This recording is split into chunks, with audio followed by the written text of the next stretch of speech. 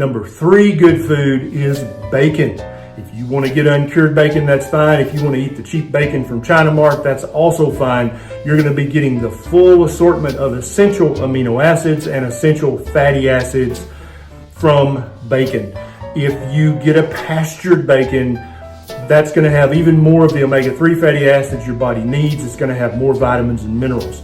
Number 3 bad food is English muffins. Some of the nutrition experts out there seem to think that if a bread is harder to chew or tougher, that somehow makes it a better carbohydrate. English muffins are made from wheat.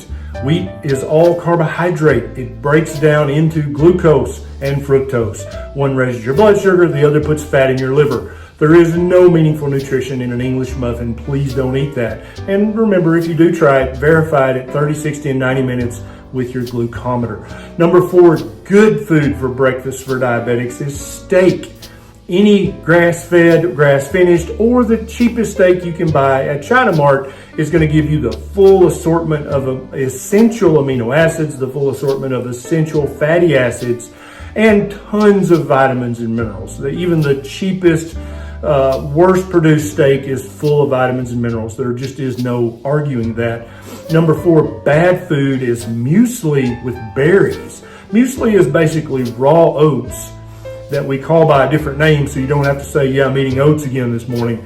And they soak them in a liquid, usually skim milk, to make them barely chewable.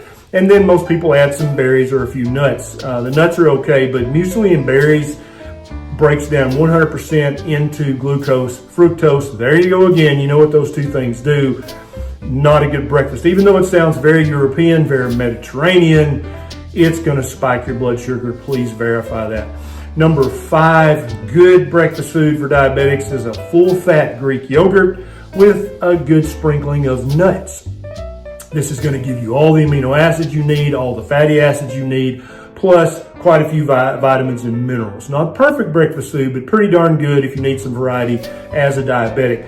Number 5, worst food for diabetics, and then I saved the worst for last, is cereal with skim milk. Any cereal that comes in a box on this planet is a terrible food for diabetics. I don't care what it says on the label, how big the heart healthy label is on the box. It is crap. It is nothing but a grain that's been ultra processed and ground up. They've added a few fake vitamins and minerals back to it, and then when you pour skim milk on it, you're getting more sugar.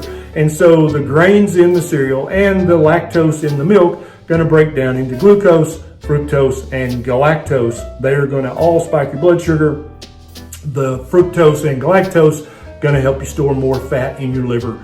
Another bad thing. So now then I'm going to leave you with this parting thought. Maybe you should just skip breakfast. More and more diabetics are finding out that, contrary to the popular opinion that breakfast is the most important meal of the day, breakfast is optional. You can sip on some black coffee or unsweetened tea or some sparkling water, and you can do just fine. Anytime you put off eating, your blood sugar actually goes back towards low normal, and your insulin level that you make endogenously or the exogenous insulin you inject goes down because you just don't need as much insulin.